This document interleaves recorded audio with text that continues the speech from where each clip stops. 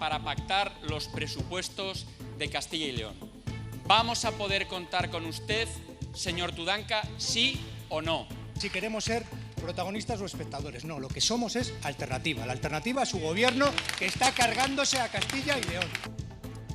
¿Qué tal? Buenas tardes. Seguimos a cuestas con el diálogo social. La batalla entre los agentes económicos y sociales con la Junta se ha trasladado hoy también al ámbito político en el Pleno de las Cortes. El que ha sido durante muchos años una seña de identidad de la comunidad pasa ahora por su peor momento tras el cambio en el criterio de reparto de los complementos de los ERTEs y por la idea de replantear este órgano tal y como vienen defendiendo tanto el vicepresidente como la consejera de Empleo. Hoy hablaremos de esto con el presidente de los empresarios de la comunidad. También en el Parlamento Regional, como no podía ser de otra manera, el secretario regional socialista, Luis Tudanca, ha sacado pecho del acuerdo alcanzado por los líderes europeos y por la labor de Pedro Sánchez en esta negociación.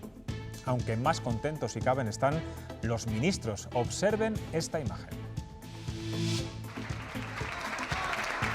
El Consejo de Ministros ha recibido esta mañana así al presidente del Gobierno en un mar de aplausos y haciéndole un paseillo. Es la respuesta al pacto de recuperación conseguido en la Unión Europea. Pues una de cal y una de arena. Menos contentos con el acuerdo europeo están los agricultores. Cifran la rebaja de los fondos de la PAC en un torno a un 10%. Los sindicatos dicen que esto estrangulará al campo. Sin duda alguna, Europa no ha aprendido nada. Después de esta situación de pandemia, tenía que potenciar la agricultura y la ganadería para producir alimentos para sus ciudadanos con todas las garantías sanitarias, con toda la calidad. En Soria, en El Bierzo y en Burgos siguen activos brotes de coronavirus, pero la capital burgalesa es la que suma más brotes de la comunidad y la última hora es que siguen apareciendo positivos. Leticia Gutiérrez, 3 nuevos casos y se estudia ya 64 personas del entorno.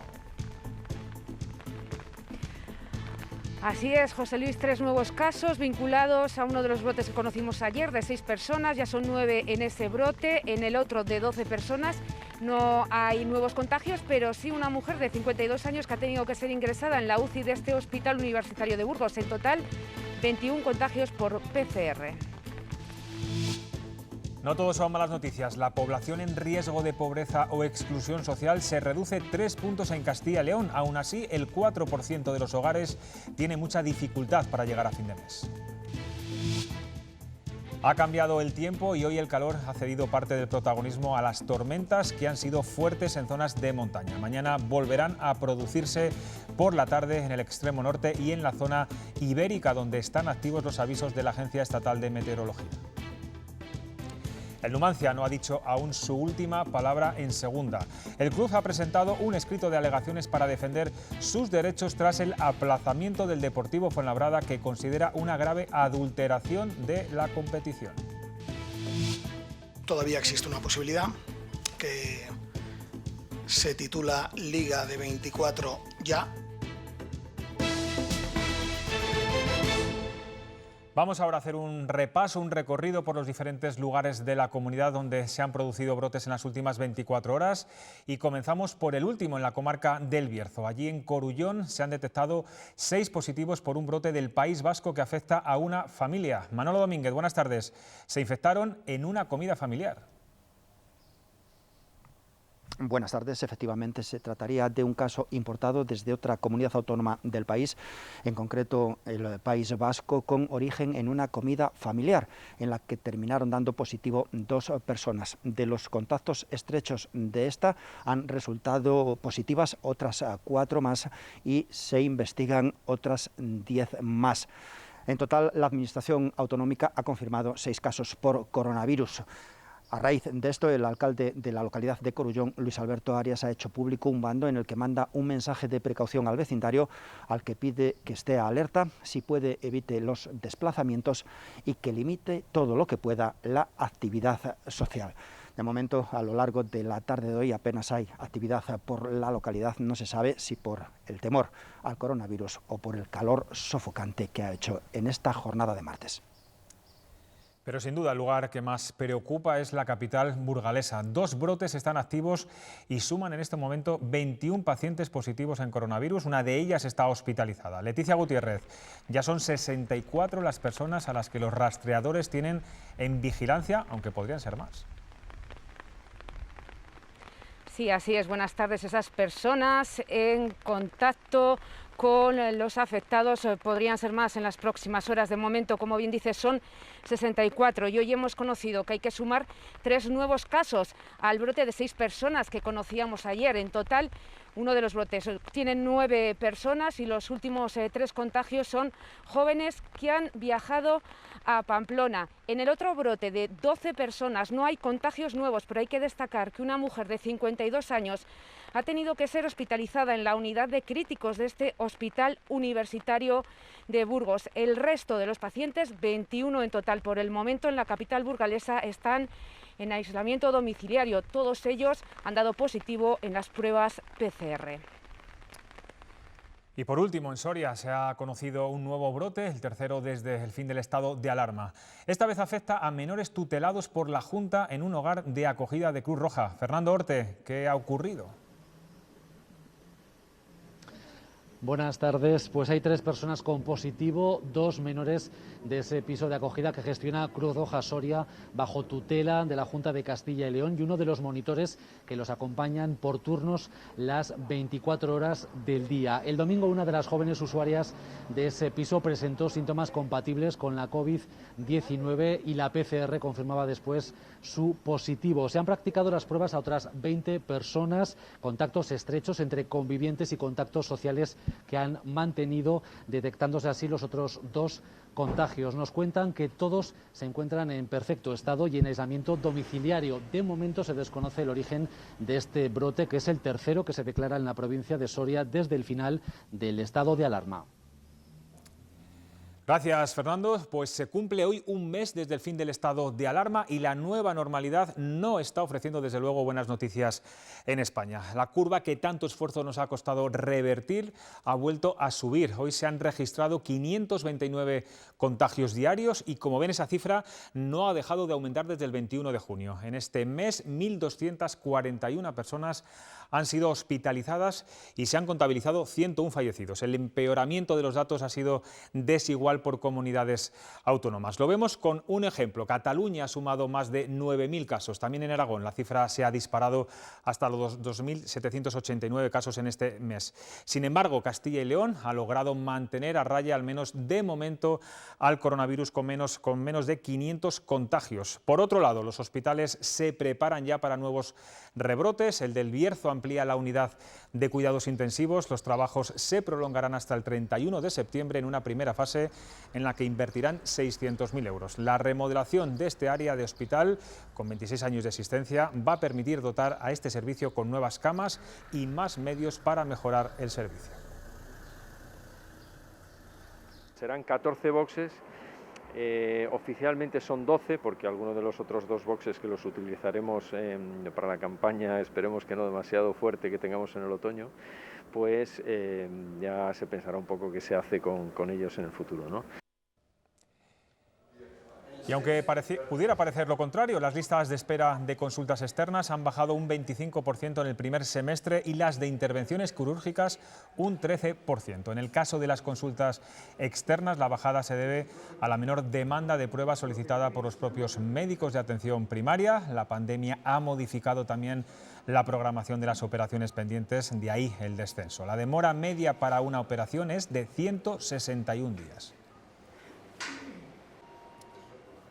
La demanda de los MIR es un termómetro para conocer el prestigio de los diferentes servicios sanitarios en la comunidad. Salamanca ha vuelto a destacar en hematología y cardiología, que agotaron sus plazas antes de llegar a los 500 mejores. Pero ¿qué pasa luego? Muchos se forman aquí, pero no se quedan al acabar la residencia. Aseguran que faltan ofertas laborales que les den cierta estabilidad. David González es cacereño, estudió medicina en Salamanca y no tuvo dudas. Quería hacer el MIR en cardiología, uno de los servicios punteros del complejo salmantino. Acabada ya su residencia, va a seguir en el hospital con un contrato para el verano. Contratos de verano hasta final de octubre sí se han ofertado muchos. Atención primaria también para los médicos de familia también han contratado pues prácticamente al 100% de los que han finalizado. Entonces lo que sí venimos demandando pues son contratos un poquito de mayor duración y mayor estabilidad. De momento no hay más opción que coger esos meses. Enfrente hay otras comunidades, asegura, que ofrecen contratos más amplios. Por eso muchos MIR deciden irse al acabar su etapa en Castilla y León. Que es una pena que después de estar aquí 5 años formándonos, pues nos vayamos a otras comunidades porque ofertan más meses de continuidad. Lamenta la pérdida así de conocimiento y calidad asistencial de personas formadas en servicios muy reconocidos. En Salamanca en varios servicios destacamos, hematología es referente a nivel nacional, cardiología es referente a nivel nacional, oncología, es decir, tiene servicios muy punteros. Así que él no tiene duda, le gustaría desarrollar su carrera como cardiólogo en Salamanca, aunque de momento solo tiene contrato hasta noviembre. El Partido Popular y el Partido Socialista han acercado posturas en la Comisión para la Reconstrucción que vienen negociando desde hace meses. El líder de los populares ha dado instrucciones a su grupo para que en el día de hoy lleguen a acuerdos en política europea y sanitaria. Daniel de la Fuente, Madrid, cuéntanos más detalles de esta sesión que se está teniendo lugar en estos momentos. Sí, ¿qué tal? Buenas tardes. Pues en ese acuerdo vendría reflejado también la creación de una Agencia Nacional de Salud y el impulso de un plan de renovación tecnológica de los centros sanitarios. También se han dado avances, se ha dado un acercamiento en el tema de la Unión Europea, un acercamiento que precisamente pedía esta mañana la portavoz del Ejecutivo, María Jesús Montero, y que parece ha respondido Pablo Casado diciendo a los miembros de su partido que esta tarde intentasen lograr acuerdos en tema, sobre todo, de materia sanitaria y europea, no así en tema económico y social. Por cierto, en lo referente a Educación, PSOE, Podemos y Esquerra Republicana han hecho una pequeña modificación en el texto que dejaba fuera a los colegios, a las escuelas concertadas de ese plan de ayuda del coronavirus. En esta nueva modificación pone que esas ayudas irían destinadas a frenar la brecha educativa y esa brecha educativa también sobre todo en los centros escolares con alumnos en situación de vulnerabilidad. Pese a este pequeño cambio, el voto de Ciudadanos seguirá siendo negativo. Sacar adelante un texto más allá del alcance real y la efectividad de los contenidos. Y para ello se negocia aquí con un partido, allá con el otro, acullá con un tercero y a ser posible sin que se enteren ellos. El gobierno más progresista de la historia no se haya avanzado ni en una sola de las demandas que la mayoría social. ¿Cómo se entiende que no se quiera derogar la reforma laboral que tantos derechos ha arrebatado? Es la alegría poco contenida de los ministros a la llegada esta mañana del presidente a la reunión del Consejo de los martes después de una dura negociación para el reparto de los fondos por el COVID-19 en Bruselas. Una reunión que concluyó de madrugada. Aplausos, incluso paseillo incluido. Ha sido recibido como un auténtico triunfador.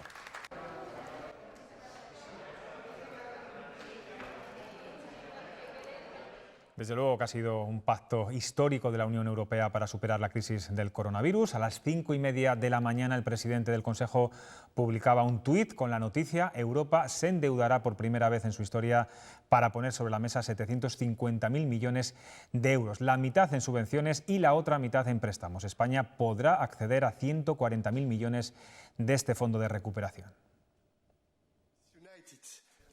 No son las cantidades que Alemania y Francia pusieron sobre la mesa al inicio, pero Europa salva el acuerdo. 750.000 millones de euros, más de la mitad en subvenciones directas que no habrá que devolver y la otra mitad en préstamos. Hoy, no les quepa duda, se ha escrito una de las páginas más brillantes de la historia de la Unión Europea y como profundo europeísta que soy, permítame que les traslade mi profunda emoción.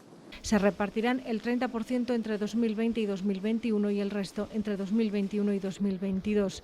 Acuerdo histórico que servirá para la recuperación económica, pero también para la modernización, con 3 pilares: la transformación digital, ecológica y la formación. España recibirá 140.000 millones, 72.000 de manera directa. Casi 10 veces más del tamaño de aquellos fondos de cohesión que tanto supusieron para el progreso y la prosperidad de nuestro país. El acuerdo conlleva también renuncias. Se modifica en 20.000 millones el Fondo de Transición Ecológica y se rebajan otras partidas del presupuesto. Sobre si impide cambios en la reforma laboral. No hay nada nuevo. Si algún país no cumple, podrá activarse un freno de emergencia, pero no podrá hacerse sin el acuerdo de la Comisión. Pues este pacto de la Unión Europea afecta de lleno a la PAC, un sector que este año sufrirá un gran recorte en su presupuesto. Ante esta medida, el Ministerio de Agricultura ha convocado para el próximo jueves una reunión con las comunidades autónomas. En el encuentro, que ya se prevé extenso, habrá dos posturas. Por un lado, la del Gobierno, que no parece ver el perjuicio que podría causar este recorte, y en contraposición, las organizaciones agrarias, que están muy enfadadas, como van a ver.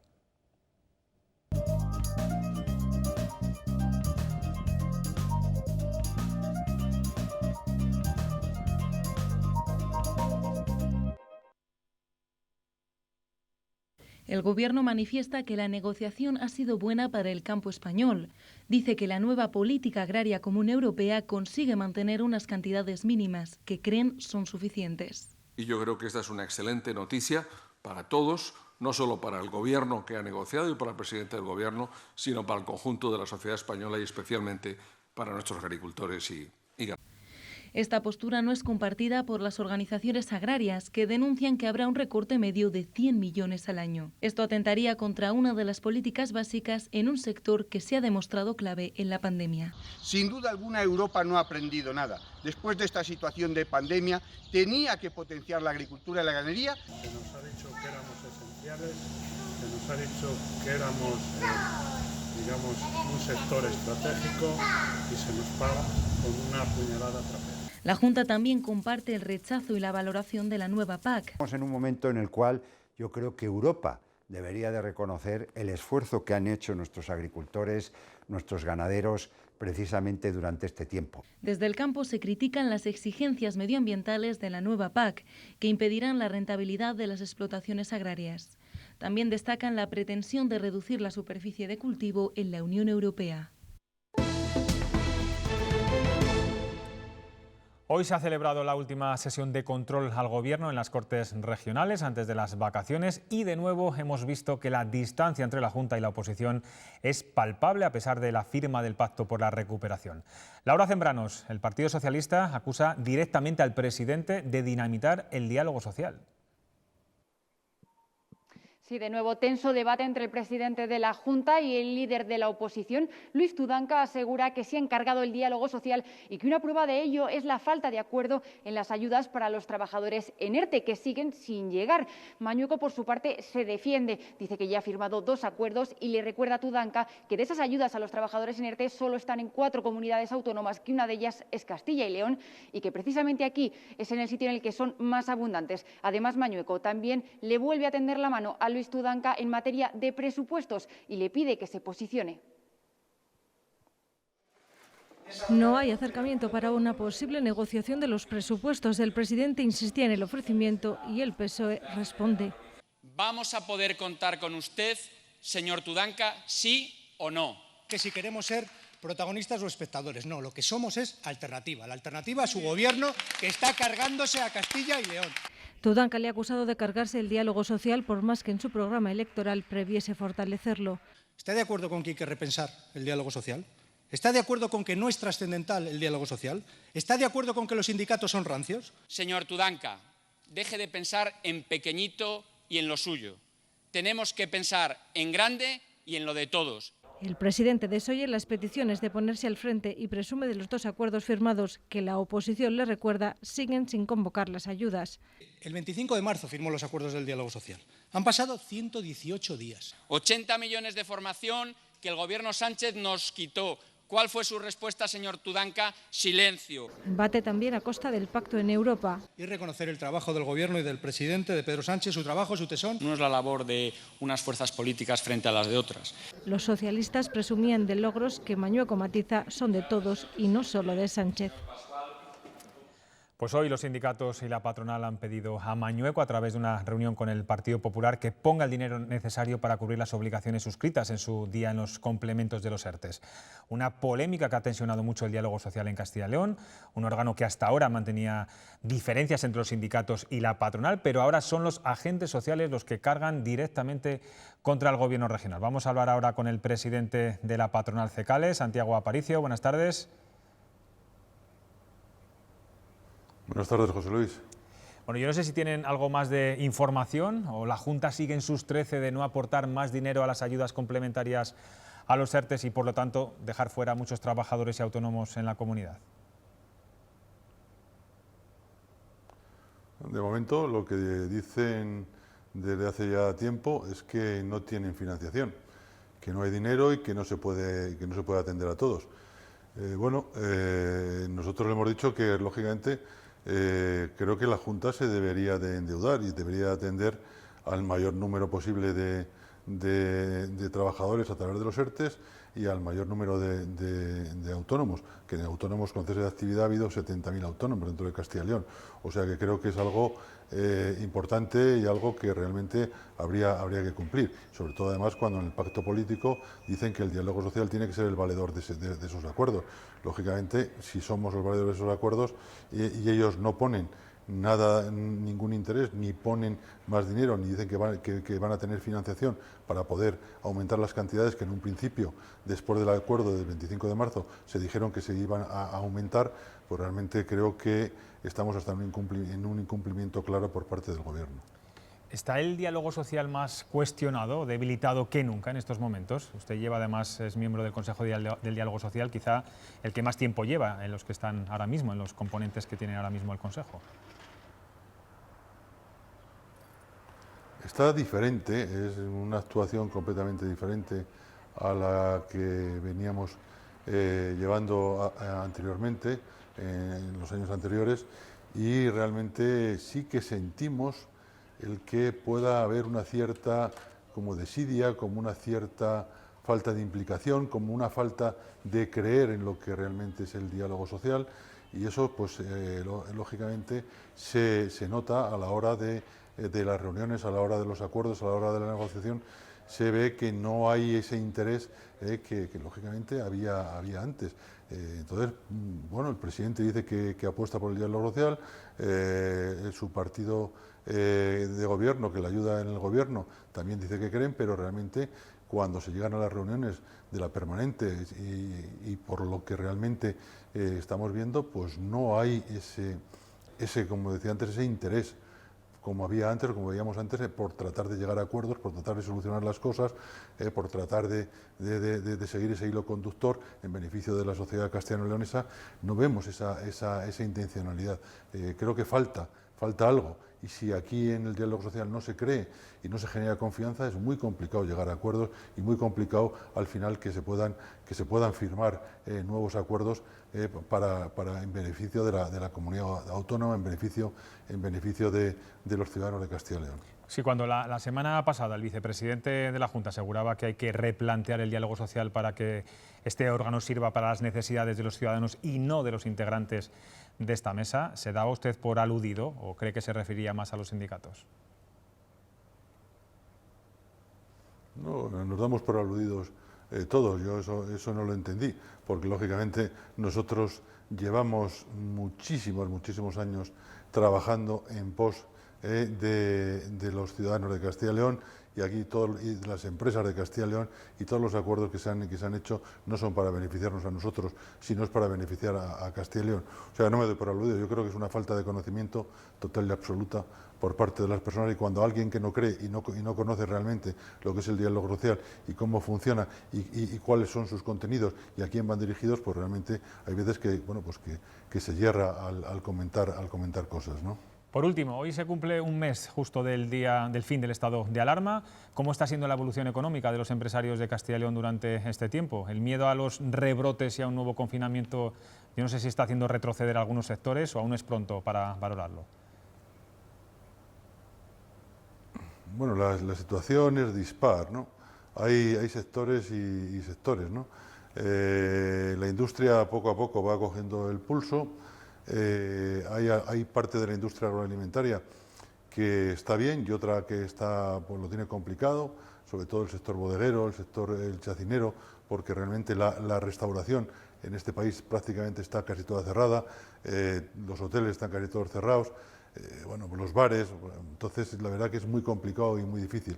El sector comercio hay de todo, hay gente que lo está pasando más o menos normal, hay gente que lo está pasando muy mal y que está por facturaciones por debajo del 30% con respecto al año anterior, y hay gente que está en una situación normal, pero hay un cierto temor a lo que pueda pasar en septiembre, en que puedan venir esos rebrotes, en que la crisis se agudice, y ahí prácticamente es lo que, según los números que están barajando por todas las instituciones a nivel económico y a nivel financiero, dicen que puede haber una caída importante del PIB entre los 12 a 15 puntos y que se va a notar en el empleo, que vamos a estar por encima de los 4 millones de parados. Entonces hay un cierto miedo a esa situación después del verano, septiembre, octubre, la posibilidad de rebrotes.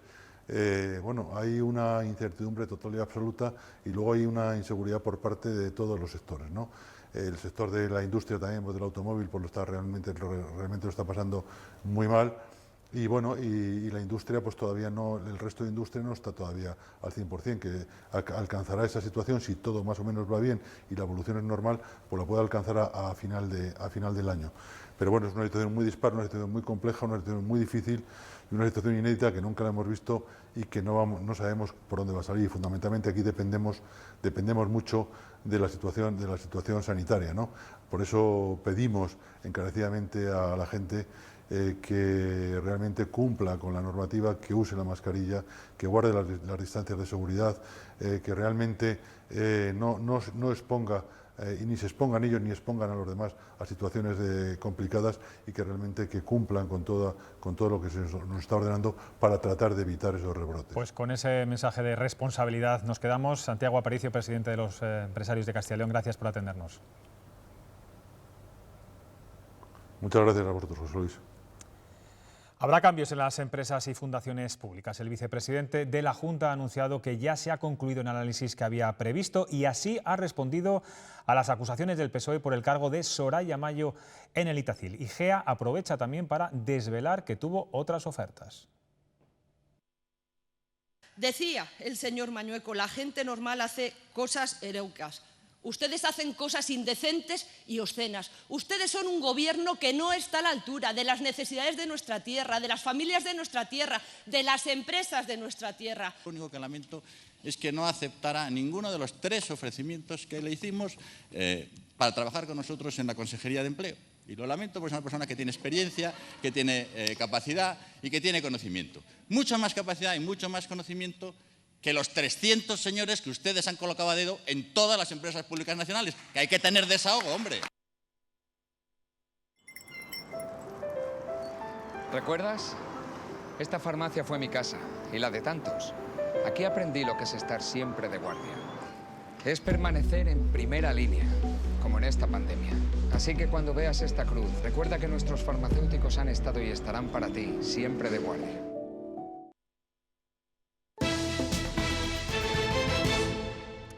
Los chalés de la urbanización Villimar de Burgos son los últimos en recibir la amenaza de los ocupas.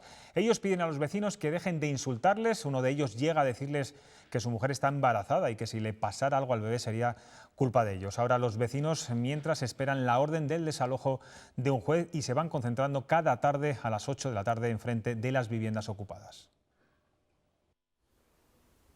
3 viviendas de esta urbanización de Villimar en Burgos han sido ocupadas pocos días antes de que se entregaran a los propietarios. Los hechos ocurrieron la noche del domingo al lunes, y cuando llegó la policía al día siguiente tan solo les tomó los datos a los ocupas, y es que será un juez el que tenga que dar la orden de desalojo. Muchos vecinos, por miedo a que ocupen también sus viviendas, lo que han hecho es pasar la noche aquí, y a lo largo de todo el día hemos podido ver cómo venían hasta aquí técnicos para instalar esas alarmas antirrobo. Los ocupas lo que hicieron fue ocupar la única vivienda que tenía esa toma de luz. También ocuparon otras 2 más. Y es que esta tarde han comenzado esas concentraciones de vecinos para pedir que los ocupas desalojen sus viviendas. El porcentaje de población en riesgo de pobreza ha disminuido en Castilla y León. Es la quinta comunidad con menor tasa, con un porcentaje del 16,7%, 3 puntos menos que el año pasado. Los datos publicados por el INE también muestran que el 4% de los hogares de la comunidad aún muestran dificultades para llegar a fin de mes.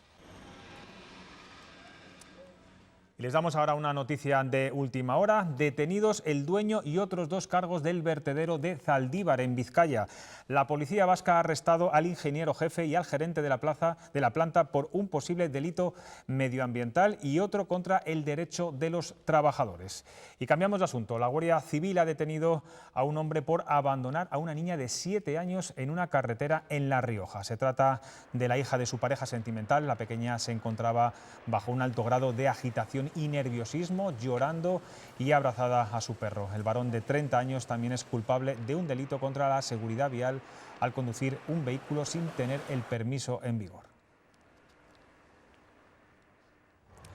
Interior ha autorizado el traslado de 3 etarras condenados por terrorismo a las cárceles de Soria, Palencia y Logroño, próximas al País Vasco. Con esto son ya 49 los traslados durante el gobierno de Pedro Sánchez. Y justo hoy ha sido detenida en Guipúzcoa la ex reclusa de ETA, Itxaso Zaldúa. La orden ha sido emitida por la Audiencia Nacional por su supuesta vinculación con el asesinato del expresidente del PP aragonés, Manuel Jiménez, a manos de la banda terrorista ETA.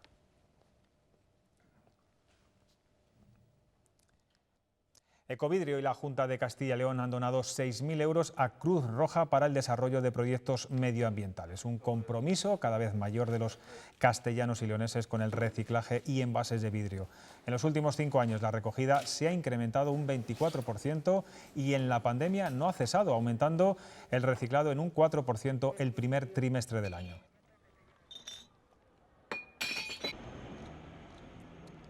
Hoy se celebra el Día Mundial del Perro, una fecha que nos recuerda ahora, sobre todo en verano, la importancia de no abandonar a los fieles compañeros. La Real Sociedad Canina de España ha anunciado que el abandono de los perros ha aumentado un 25%. Ellos son, por ejemplo, los protagonistas de esta ONG de perros de rescate que está apoyada por Bankia. La puso en marcha un trabajador de la entidad bancaria y hoy colaboran con las fuerzas y cuerpos de seguridad del Estado. Con los peludos de la casa nos vamos, ahora llegan los deportes. Hasta mañana.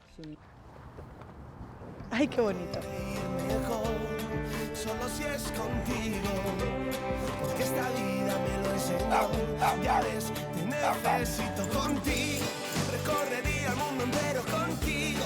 Me pasaría todo el tiempo mirando el firmamento y con tus dedos tapando el sol. Solo si es contigo.